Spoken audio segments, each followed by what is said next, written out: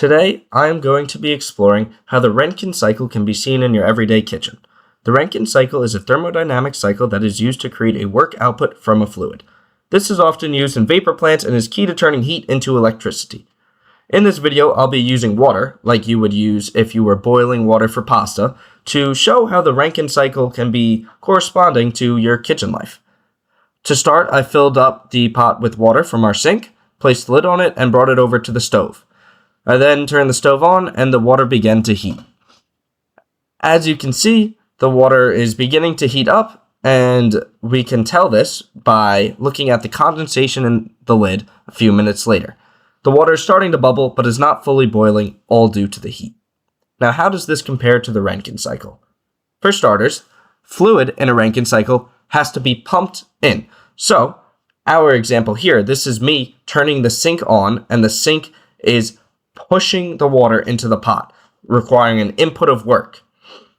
Now, once you have your fluid being pumped through the system in your Rankine cycle, you have it go to the boiler.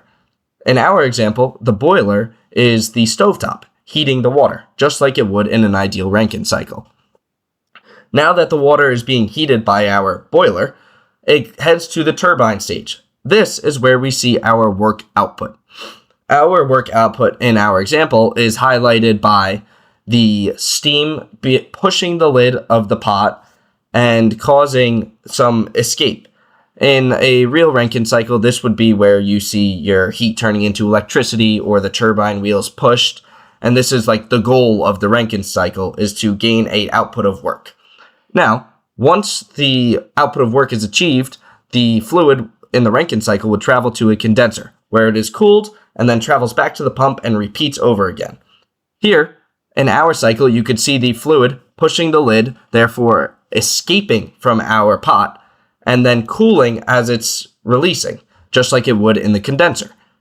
This example shows how the fluid travels from the faucet, work input, to the boiler, which is our stovetop, to showing a output of work by pushing the lid up, and then to the condenser, escaping.